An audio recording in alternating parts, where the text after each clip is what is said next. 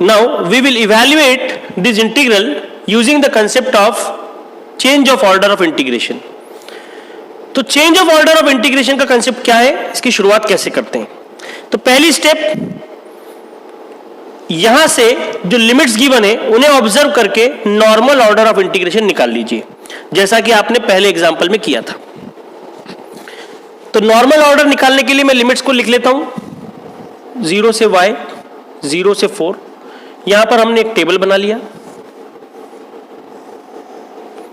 0 से y ये हो गया वेरिएबल सेट, 0 से 4 ये हो गया कांस्टेंट सेट। वेरिएबल सेट को बैकट्रेस कीजिए, बॉक्स के अंदर आइए। तो ये y के फॉर्म में दिख रहा है, यानी कि ये लिमिट्स x की होंगी। y के फॉर्म में दी हुई लिमिट्स x की होती है, x के फॉर्म में दी हुई लिमिट्स y की होती है। सो 0 टू y ये y के फॉर्म में था, तो ये हो गया x1 x2। अब ये अगर x1 x2 है तो ऑब्वियसली ये हो जाएगा y1 y2।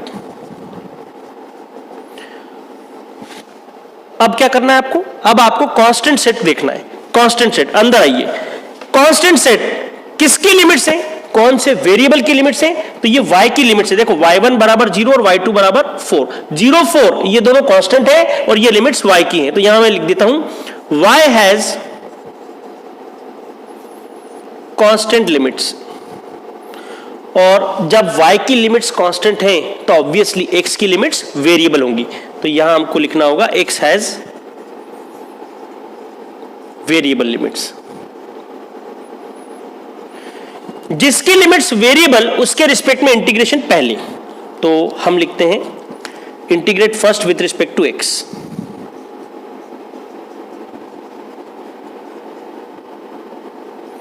जिसकी लिमिट्स कांस्टेंट उसके रिस्पेक्ट में इंटीग्रेशन बाद में, and then integrate with respect to y। तो लिमिट्स को देखकर जो ऑर्डर ऑफ इंटीग्रेशन आपने फाइंड किया है, आइडेंटिफाई किया है, इसे कहते हैं normal order of integration. Normal order of integration.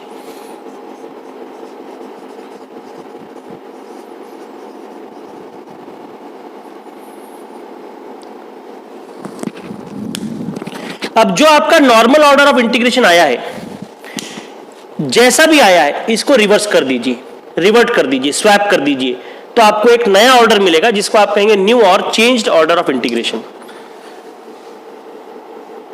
So new और चेंज्ड ऑर्डर। नॉर्मल ऑर्डर को पलटा दीजिए, चेंज कर दीजिए।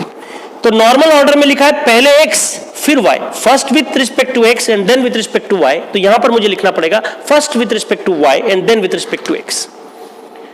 Integrate first with respect to y and then with respect to x।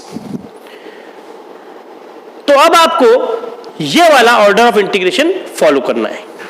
देखिए, इंटीग्रेशन पर दी हुई लिमिट्स को ऑब्जर्व करके हमने जो ऑर्डर निकाला उसे हमने कहा नॉर्मल ऑर्डर ऑफ इंटीग्रेशन। पर हम इस सवाल को चेंज ऑफ ऑर्डर के कंसेप्ट से इवैल्यूएट करना चाहते हैं।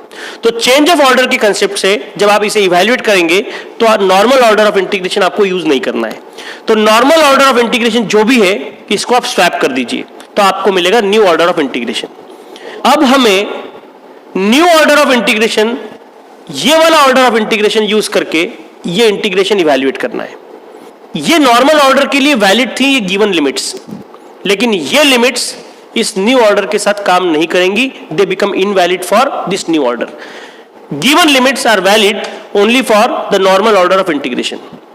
They won't work with new order of integration. They will become invalid for the new order of integration. तो new order of integration के लिए आपको नई लिमिट्स फाइंड करना पड़ेगा। Hence we have to evaluate new limits corresponding to new order of integration. तो नई limits कैसे निकालना है इस पर फोकस करते हैं। In order to find new limits, सबसे पहले एक XY प्लेन ड्रॉ कर लीजिए।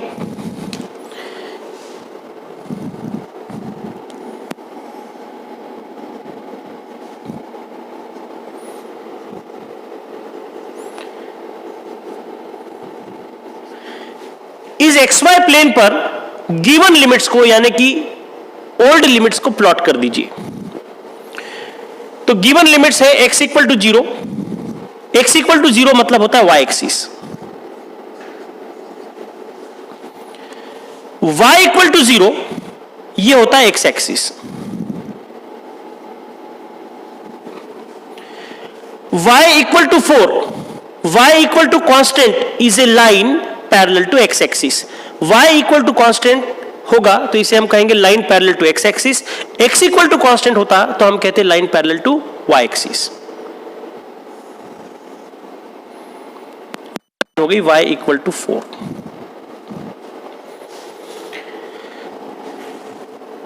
x इक्वल टू y या y equal to x, y equal to x ये क्या होगा? Again this will be a straight line passing through origin making an angle of 45 degree with x axis. y equal to mx plus c से compare करेंगे y equal to x को, y equal to mx plus c से y equal to x को compare किया तो यहां से आपको मिला m इक्वल टू 1 और c इक्वल टू 0। c का वैल्यू 0 है मतलब लाइन ओरिजिन से पास हो रही है, और m का वैल्यू 1 है प्लस 1 मतलब y एक्सिस से पॉजिटिव डायरेक्शन में यानी कि एंटी क्लॉकवाइज डायरेक्शन में एंगल है π/4 यानी कि 45 डिग्री। तो y इक्वल टू x ये लाइन हम प्लॉट कर देते हैं। सो y इक्वल टू x ये वाली लाइन होगी, तो ये लाइन है y इक्वल टू x, ये लाइन है y इक्वल टू 4, ये लाइन है x इक्वल टू 0 और ये लाइन है y इक्वल टू 0। अब देखिए जो गिवन लिमिट्स थी इन लिमिट्स को आपने xy प्लेन पर प्लॉट कर दिया। गिवन लिमिट्स को xy प्लेन पर प्लॉट करने से क्या आपको कोई बाउंडेड क्लोज्ड शेप मिल रहा है? हाँ सर मिल रहा है, हमें एक ट्राइंगल मिल रहा है। ये देखो ये ट्राइंगल मिल रहा है, ये क्लोज्ड है और ये क्लोज्ड लिमिट्स से हुआ है। देखो लिमिट्स की जो वैल्यूज है उनसे ये शेप बना है। तो ये जो क्लोज्ड शेप है इसमें जो ये पॉइंट्स मिल रहे हैं वर्टाइसेस, इनको नाम दे दीजिए। तो इसको हम ओरिजिन है O से डिनोट कर लेते हैं, इस पॉइंट को हम लिख लेते हैं A और इस पॉइंट को हम लिख लेते हैं B। ओरिजिन के कोऑर्डिनेट्स होते हैं 0 0, A के कोऑर्डिनेट्स देखो भैया, पॉइंट A इस लाइन पर है, ये लाइन पर, इसका y कोऑर्डिनेट है 4, तो पॉइंट A का y कोऑर्डिनेट भी होगा 4। पॉइंट A इस लाइन पर भी है, इस लाइन पर y और x कोऑर्डिनेट दोनों इक्वल हैं, तो y कोऑर्डिनेट जितना होगा उतना ही x कोऑर्डिनेट भी होगा। तो y कोऑर्डिनेट की वैल्यू है 4, तो यहां पर x कोऑर्डिनेट भी 4 होगा। तो पॉइंट A का x कोऑर्डिनेट 4 हो गया, पॉइंट A के ओवरऑल कोऑर्डिनेट्स हो गए 4,4। पॉइंट B y एक्सिस पर है, y एक्सिस पर है, y एक्सिस पर x कोऑर्डिनेट 0 होता है। पॉइंट B ओरिजिन से कितने डिस्टेंस पर है, यह हाइट कितनी है, देखो ओरिजिन से B तक आइए, कितना डिस्टेंस कवर किए, 0 से यहां तक, तो ये देखिए ये डिस्टेंस है 4 यूनिट्स, क्योंकि y इक्वल टू 4 ये पॉइंट है, y इक्वल टू 4 यहां पर है, तो ये y कोऑर्डिनेट हो गया 4। सो B पॉइंट के कोऑर्डिनेट्स आ गए, A के आ गए, O के आ गए। तो जो बाउंडेड रीजन आपको मिल रहा है उस बाउंडेड रीजन को मैं शेड कर लेता हूं।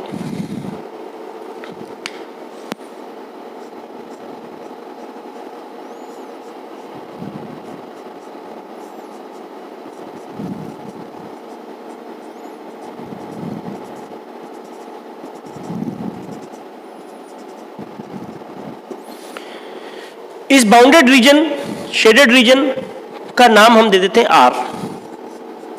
इसे हम कहेंगे रीजन ऑफ इंटीग्रेशन। ये वो रीजन है जिस पर आपको डबल इंटीग्रेशन इवैल्यूएट करना है, region of integration ROI।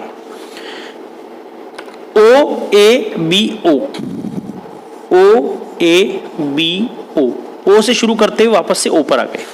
So R is our region of integration, it is OABO, इसको हमने R से डिनोट कर लिया। अब आगे क्या करना है, न्यू ऑर्डर को ध्यान से देखिए, घूर के देखिए। न्यू ऑर्डर में पहला इंटीग्रेशन किसका करना है, न्यू ऑर्डर में पहले इंटीग्रेट करना है y के रिस्पेक्ट में। न्यू ऑर्डर में जिसके रिस्पेक्ट में पहले इंटीग्रेशन करना है उसको ध्यान से देखिए।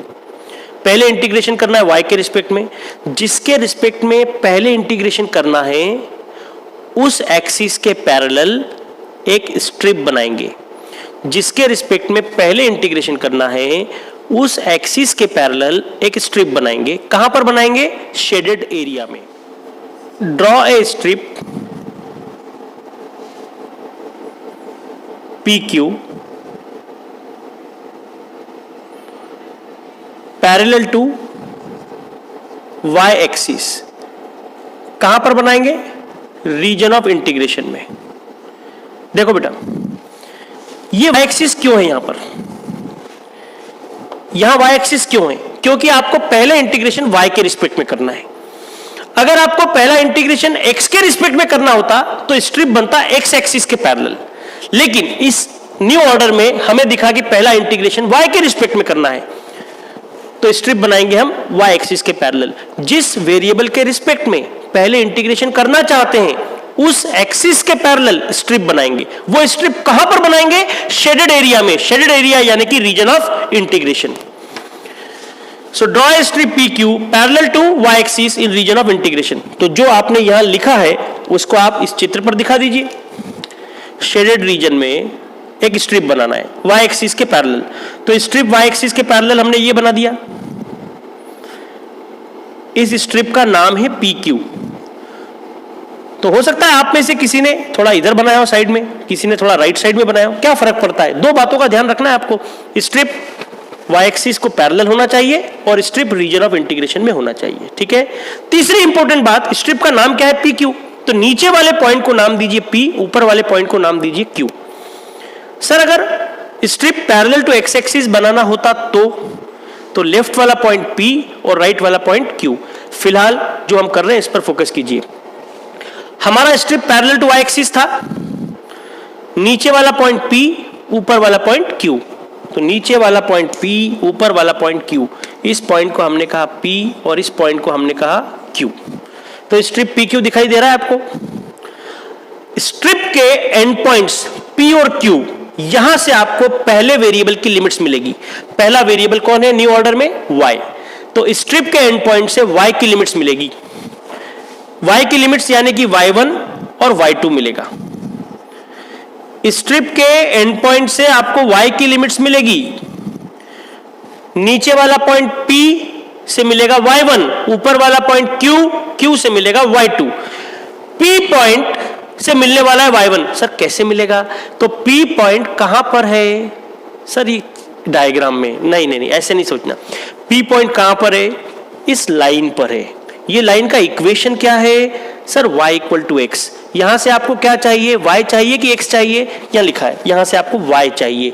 तो P पॉइंट इस लाइन पर है, इस लाइन से y की वैल्यू वो होगा हमारा y1, यानी कि P पॉइंट की पोजीशन से आपको मिलेगा लोअर लिमिट फॉर y।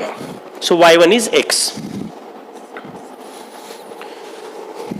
अब देखिए ऊपर वाला पॉइंट है Q कौन सी लाइन पर है? ये इस लाइन पर है। इस लाइन का इक्वेशन ये रहा, y इक्वल टू 4। तो यहां से आपको मिलेगा Q पॉइंट से आपको मिलेगा y का अपर लिमिट यानी कि y2। तो y2 का वैल्यू डायरेक्टली हो जाएगा 4। फिर से एक बार, strip is parallel to y axis. क्यों है y एक्सिस के पैरेलल? क्योंकि हमको पहला इंटीग्रेशन y के रिस्पेक्ट में करना था।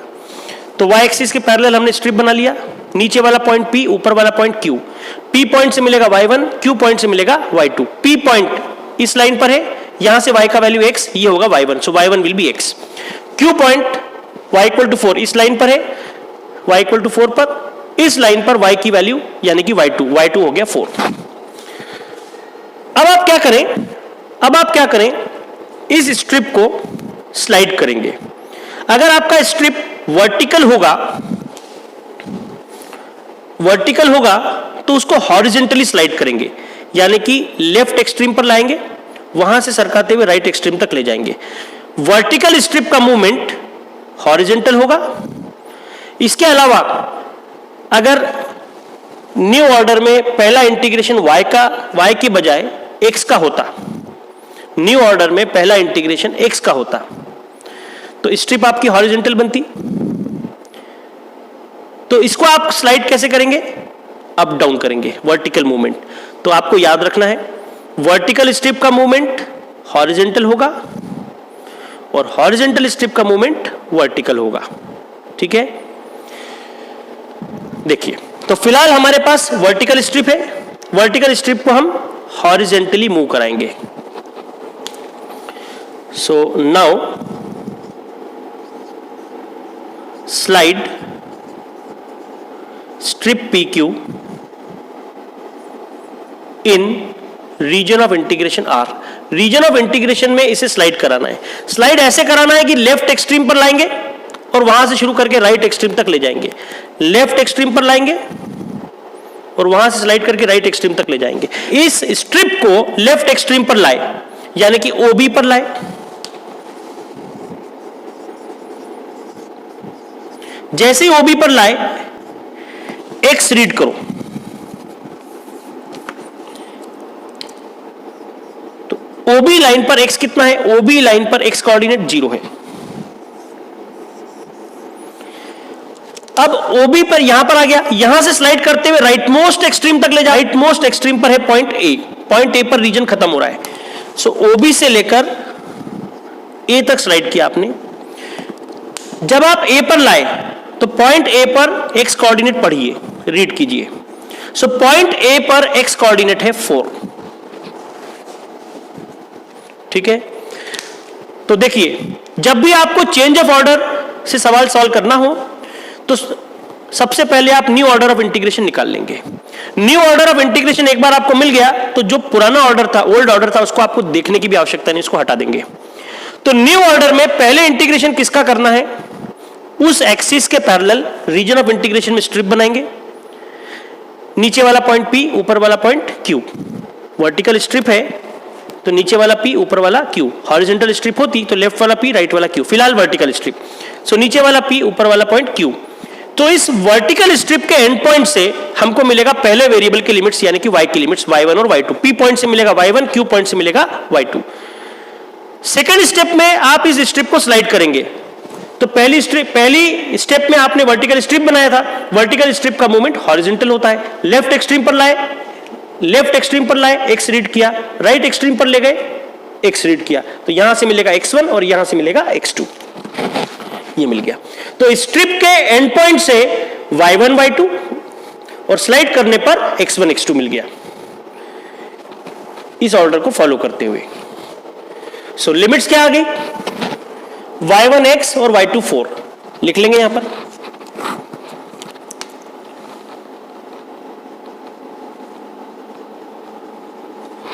फिर x1 0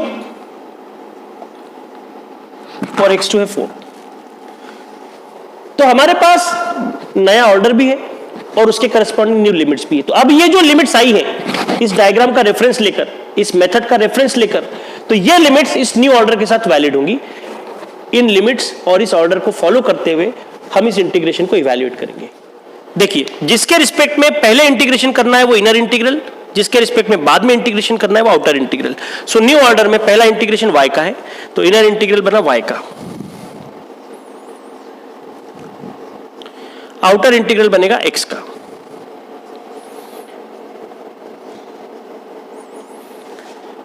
यहां पर लिमिट्स क्या क्या है? y1 y2, वहां से देखिए टेबल से, y1 is x, y2 is 4। Now x1 x2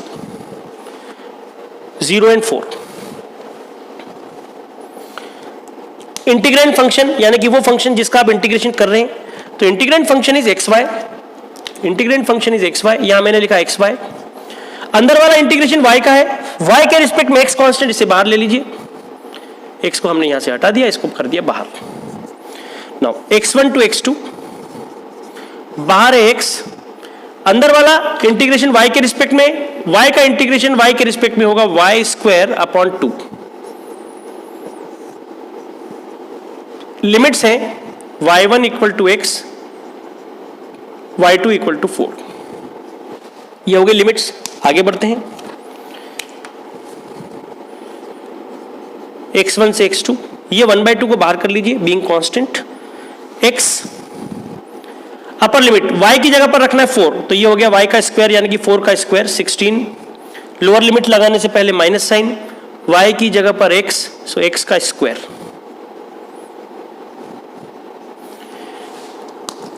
so 1/2 x1 से x2, x1 x2 देख लीजिए कितना है, 0 से 4, मैं लिख देता हूं 0 से 4, 16x माइनस एक्स क्यूब, इसे इंटीग्रेट करना है। 1/2 इज ऑलरेडी आउट, 16x का integration 16x² 2 minus x cube का integration x⁴/4। Now apply the limits. क्या है भैया x की लिमिट्स? 0 से 4, लोअर लिमिट 0, अपर लिमिट 4। तो ये हो गया 16/2 यानी कि 8x² माइनस x⁴/4, 0 से 4। रखिए लिमिट।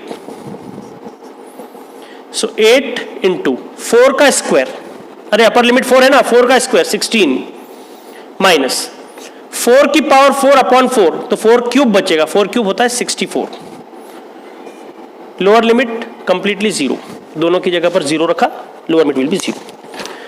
नो, ये 2 से कैंसिल कर दो, तो ये 8 कैंसिल हुआ, तो यहां पर आ गया 16 4 64 minus 64/2 32। So the net answer will be 32। तो आप वेरीफाई कर सकते हैं, हमने इस इंटीग्रेशन को डायरेक्टली इवैल्यूएट किया, इस इंटीग्रेशन को चेंज ऑफ ऑर्डर से इवैल्यूएट किया। आप ये सोच रहे होंगे कि सर चेंज ऑफ ऑर्डर में स्टेप्स तो बहुत सारी बढ़ गई, फिर हम इतनी लेंथी स्टेप्स क्यों अप्लाई करते हैं? तो बेटा मेरी बात ध्यान से सुनिए, कई सारे ऐसे सवाल होंगे जो नॉर्मल ऑर्डर से सॉल्व नहीं हो पाएंगे या बहुत मुश्किल होंगे, तो उन सवालों को हम चेंज ऑफ ऑर्डर से अप्रोच करेंगे तो वो सवाल बड़े आसान हो जाते हैं। तो उन सवालों के लिए हमें, जो नॉर्मल ऑर्डर से सॉल्व नहीं हो पा रहे थे, उनके लिए हमने चेंज ऑफ ऑर्डर सीखा है, और साथ में हमने ये भी वेरीफाई किया कि नॉर्मल ऑर्डर से सॉल्व कीजिए या चेंज ऑफ ऑर्डर से सॉल्व कीजिए, आंसर में कोई इंपैक्ट, कोई इफेक्ट नहीं होता।